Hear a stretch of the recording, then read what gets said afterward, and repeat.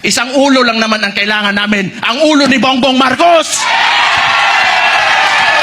Yung claim ng mga kalaban na kami mga Duterte daw, mga otoritarian, yun, mamatay tao, kaya takot lahat. 2 million, matatakot namin yun. Di bukas patay na kami kung takutin namin 2 million na yan.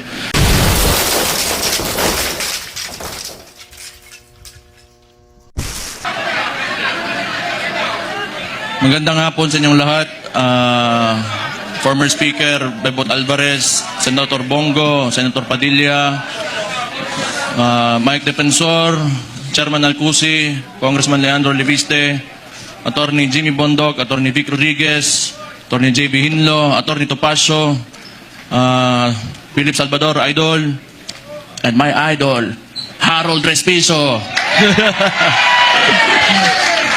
Attorney Lambino, General Esperon, good to see you, sir. And yung mga hindi ko nabanggit, sa susunod na pagkikita natin. Baka nagtataka kayo, tumahimik ako eh. Tumahimik ako pagkatapos ng midterm elections. Kasi, wala, talo si Marcos sa Davao eh. Nagpahinga lang ako. Kailangan ko magpahinga kasi 2 taon kaming binanatan doon sa Davao. Yung ginawa ni Bangag, yung alam nyo na, yung ayuda, yun naman yung paraan nila. That was a form of indirect vote buying prior to the campaign period. Yun talaga yun. Yung ginamit niya. So sinabi ko naman sa mga taga Davao, tanggapin nyo lang. Total, buwis nyo man yan. Yung nagsikap dyan, para may pera yung gobyerno, pera nyo rin yung kinukuha nyo. Hindi yan galing sa kanya. Pero yung mga taga Davao matatalino na, they are intelligent voters. Akala kasi yung claim ng mga kalaban na kami mga Duterte daw, mga otoritarian, yun, mamatay tao, kaya takot lahat. 2 million, matatakot namin yun. Di bukas patay na kami kung takutin namin 2 million na yan. It is a very highly democratic city, actually. Pagka pumunta kayo, that is why, awa ng Diyos, pasalamat ako, sa Davao ako naging mayor kasi ang mga tao dyan, alam nila anong gagawin nila at mahal nila yung lugar nila. Kaya kahit pinahihirapan kami, okay lang man, politika. Tapos, Marcos lang. Alam naman natin sa tatay pa lang yan, kawatan!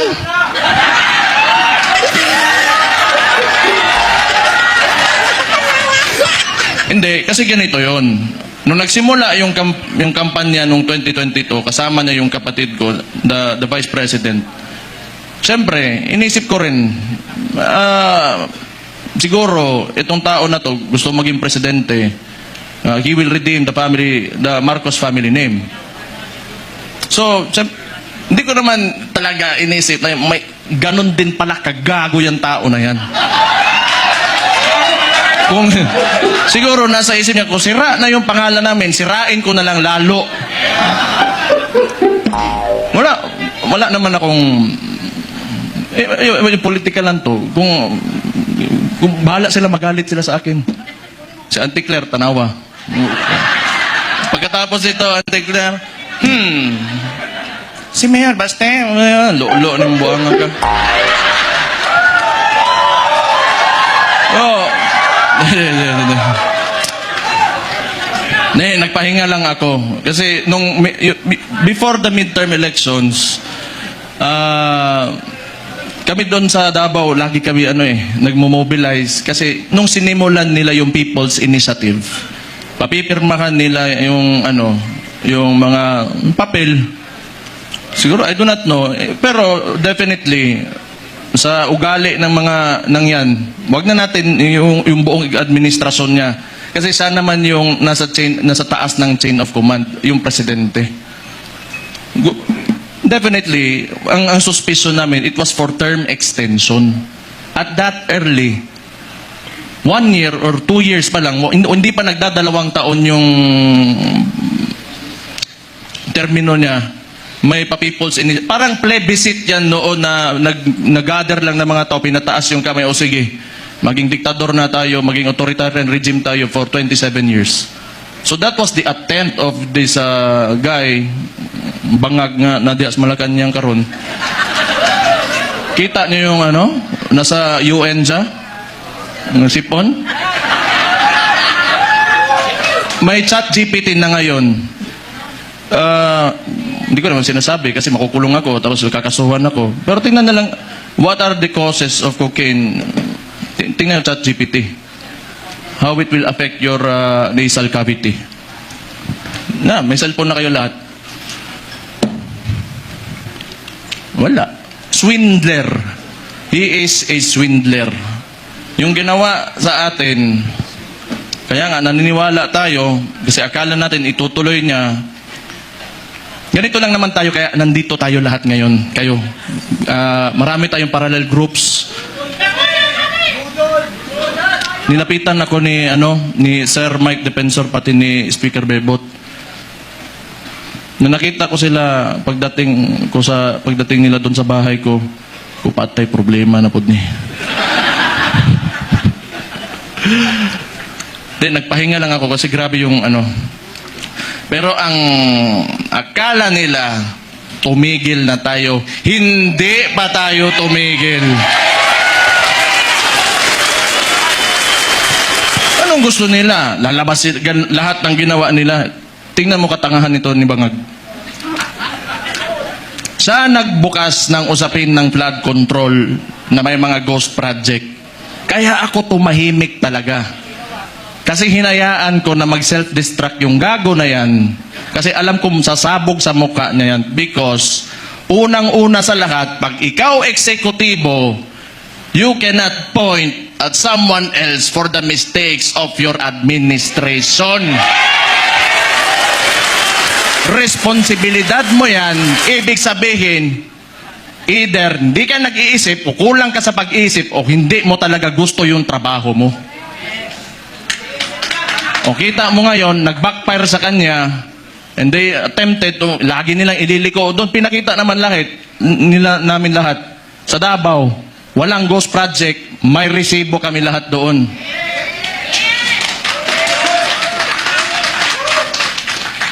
Tingnan nyo, anong resulta ng ginawa nila? Kasi tinawag na natin yan, yung 2024 is the most corrupt budget or the 2025, yung sinabi ni Sid Ungab nung panahon. Hindi, lahat yan kasi sayo nang kaupo eh. The most corrupt. Bakit di sila makakilos ngayon na tumaas yung presyo ng langis? Walang pera. Bakit di nila kayang babaan yung VAT, yung panawagan ni Leandro Libiste? Di nila kaya kasi wala nang silang nanakawin pa. Wala kalita doon! Alam nyo, hindi naman talaga perfecto kahit saan ka pumunta sa buong mundo. May mga lobbyists, the congressmen and the senators, dadaan talaga yung pera dyan because that's the power of the purse. Lobbying and all of that. Pero this kind, the estimated loss to corruption, umaabot na sa trilyon. It doesn't make sense anymore. Saan mo pa gagastusin yung pera na yan kung nasa bulsa mo yan? For what? Magkano ba gusto mong, yung kanin mo, gusto mo tag 200 pesos per kilo? Gusto mo yung pinakamasarap na pagkain, pinakamasarap na steak? Ano ba gusto mo sa buhay mo? Ano yung mga yan, mayayaman na yan. Hindi pa sila nakukontento. Hindi na lang maawa ba? Kita nyo yung mga matatanda na nagmamalingki sa umaga, magdadala ng bayong, tapos pahihirapan mo pa, ngayon tumataas presyo ng lahat. Hindi sana nakatingin sa pangkaraniwang Pilipino ano ang buhay ng Pilipino.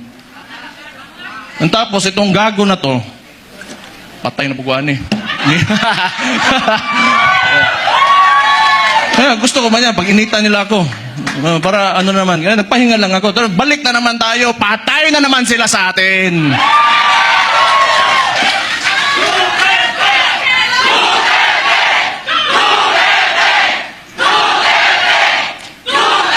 Ito pang maganda. Ito pang maganda. Tayo, mga parallel groups, ilan? Pila to kabok? 600 parallel groups Anong sinabi ng Vice Presidente? Siya ay tatakbong presidente, kumilos na tayong lahat.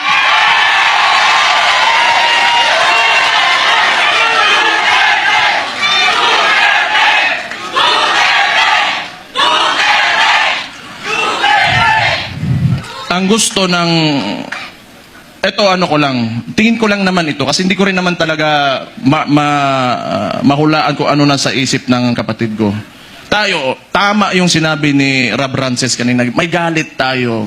Galit na, lahat tayo galit dito. Kaya nga tayo nagtipon-tipon kasi gusto natin na may pagbabago na nangyari. Kasi yung pagbabago na yon kinuha ni Bongbong Marcos, nandun na sana tayo. Balik lang tayo kung ano yung plataforma. Ito ha. Noong 2016, si former President, si Roddy Duterte, yung tatay ko, sa survey, 7%, 15, 18. Ano plataforma niya? Dalawa lang. Very simple. But, it reflected the sentiments of the people. Yung masa. Drugs and corruption. Anong binalik ni BBM ngayon? Drugs and corruption.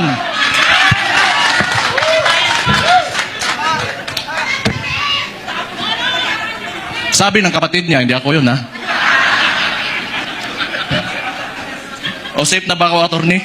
Sabi ng kapatid niya hindi ako nasabi nun di ba? Na-addict daw yung kapatid niya ang... Maulagi na ba? Hindi, tama naman yun. Kailangan optimistic tayo. Kailangan well-organized tayo. Andito tayo lahat. At mahalaga sa lahat, unified tayo. Yung may mga differences tayo kasi lahat tayo mayayabang May mga ugali yung mga DDS Di ba? Oh. Kalimutan muna natin yun. Ang tanawa, ang bugirog yung mga buwang.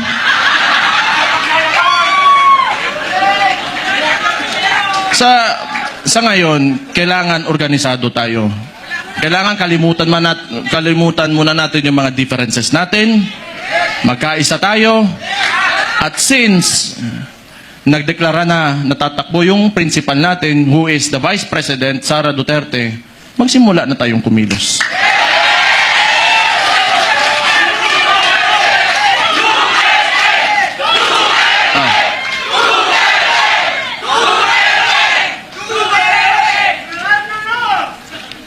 Una, hindi atin ang mainstream media. Yan ang pinakamalaking, pero wala naman din maniwala na sa kanila ngayon. Actually, if you are biased ka towards the article or the headline, you will support that headline. Yung ano lang, traditionally, sanay kasi yung Pilipino na, or yung, not really the Filipinos only, but the entire world, they look up to the mainstream media kasi yun yung historically, yun talaga yung ginagamit na source of information.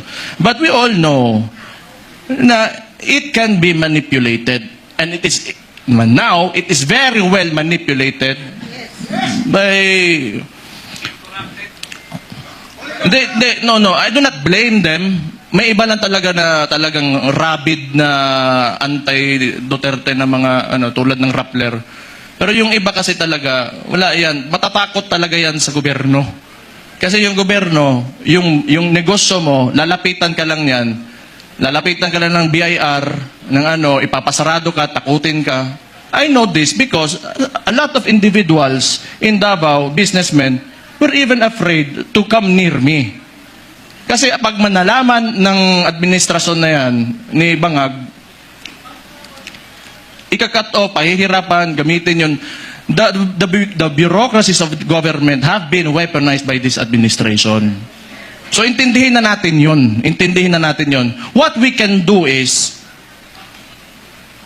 we go back to the roots, we campaign for our candidate. Wala rin naman tayo, kasi hindi rin naman tayo papansinin ng mga mainstream media because, lahat, masang Pilipino man tayo. So we do what we do best. 2016, anong ginawa nyo? Walang campaign materials na mabibigay yung tatay ko. Anong ginawa nyo? Kayo gumawa sa sako. then this will be 2016 all over again. Let's reclaim the country and give it back to the people.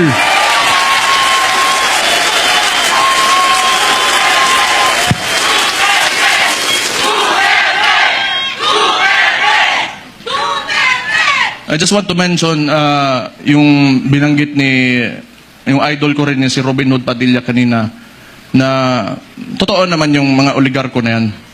They are in control of, walang nawawalang oligarko sa buong mundo. Lahat ng nations in the entire world have oligarchs. Ito lang naman talaga. Kontrolado ba ng mga oligarko yung namumuno ng bansa? Yun ang mahirap. Ang kailangan natin, they have to be separate so that yung leader of that country can protect the people from exploitation of these oligarchs. Kaya hanggang ngayon, ayaw pa rin nila sa amin dahil binangga yan, walang iba kundi si Rudy Duterte lang.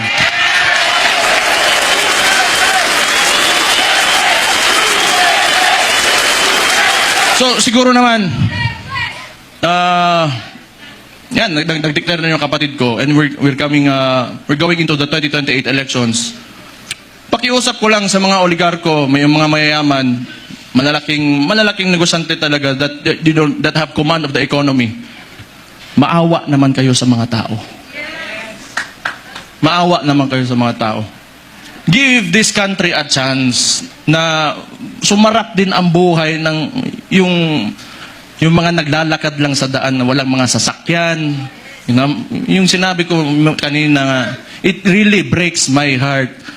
You know, yung living conditions ng tao ngayon. Sometimes, you know, it makes life harder to live seeing this. Sa totoo lang. You know, I am guilty because I have, may bahay ako, sementado, nasa loob ng subdivision. It makes me feel so bad that the other Filipinos, my countrymen, have to suffer. Kaya naman tayo na nandito, alam ko, mahal nyo yung tatay ko dahil alam nyo na talagang minahal at mahal niya yung bansang Pilipinas.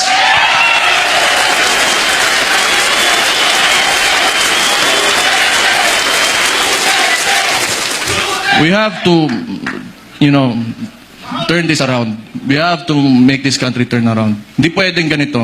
Andun na tayo. Alam ko, kahit yung tatay ko nasa Netherlands, binigay sa mga dayuhan. Alam ko, nandito pa rin kayo kasi naniniwala kayo, pinakita ni Rudy Duterte na kaya pala natin angatin natin ang ating bansa. You know what? Kayo lahat mga Pilipino, do not settle for this. You deserve better. You deserve better. Sinasabi ko sa inyo, you deserve better. Kaya, be optimistic, maniwala kayo na we can take our country to greater heights. Sinasabi ko sa inyo, alam nyo na eh. Kaya nga nandito kayo, naniniwala kayo. Just hold on to it. And someday, awa ng Diyos, talagang may Diyos talaga. And may hustisya talaga. Makakamit natin ang Pilipinas natin na pinapanaginip natin.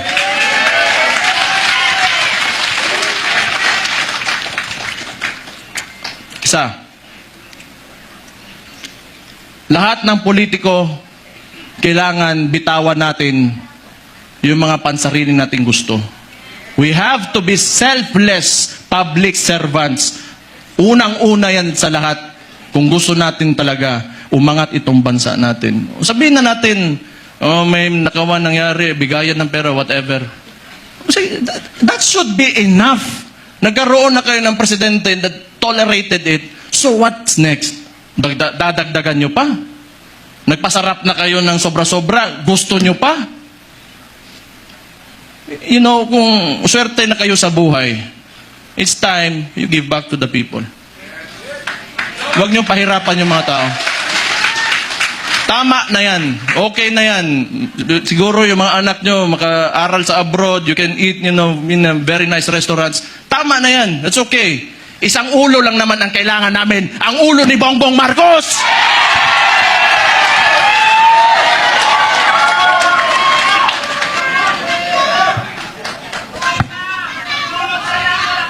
Kaya, you know, this coalition, if you cannot approach me, you approach Mike Defensor, you approach Bebot Alvarez, you, the congressman, I'm talking to you, if you want to defect, talikuran nyo na yan because alam nyo, kayo, mga politiko, nakatira kayo sa Pilipinas, huwag nyo sirain ang bahay nyo.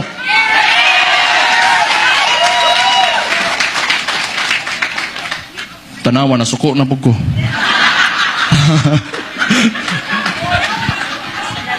Pero o tama yun kasi si Martin wala naman. Si Bongbong na ang sunod. Tama yun. Si Martin yung talagang mautak na marunong magmaniobra ng Congress eh. Ngayon baka si Charis.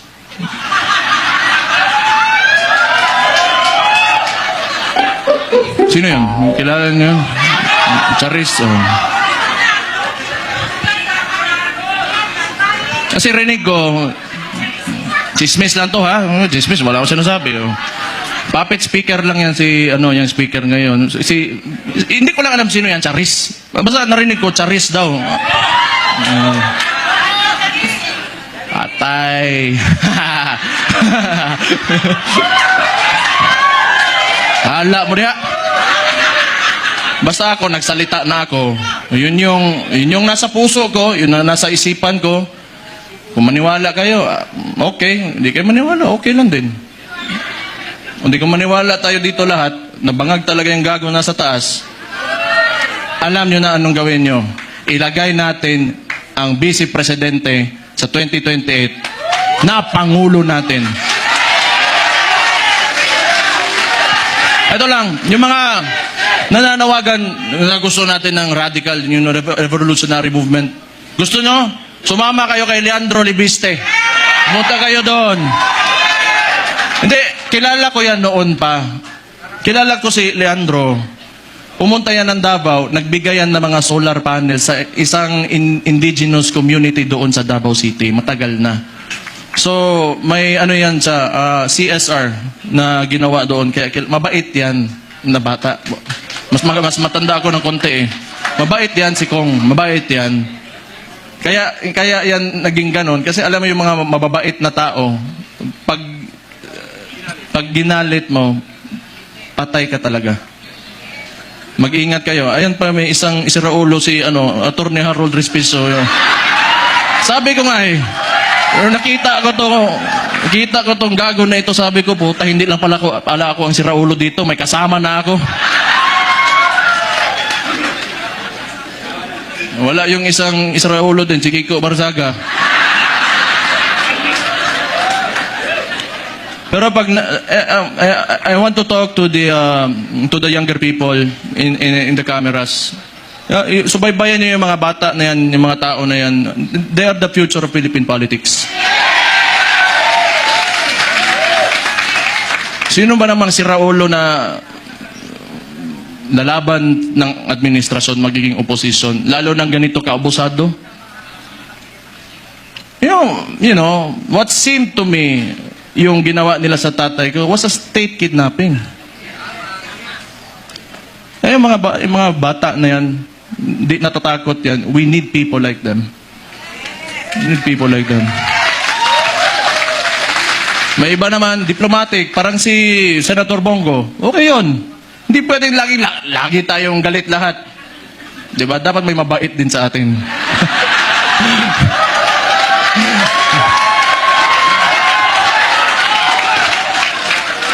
Hindi, good nature na tao si Senator Bongo. So, ano pa ba? Kumain na kayo? Ha? So sige. So yung coalition natin, ang tawag nito, United Front. So, ibig sabihin nun, from the word united, nagkakaisa tayo. Okay? So, kung kaya niyong palawakin, yung mga miyembro niyo, magpalawak tayo. Tapos yung mga sinasabi ng mainstream media, i-correct natin. Kasi binabalik nila lagi yung confidential funds ni VP Sara, and yet, sasabihin ko ulit, yung estimated loss to corruption in the Philippines right now, umaabot na sa trilyon. Trilyon against the 125 million na nakihirapan nga silang patunayan.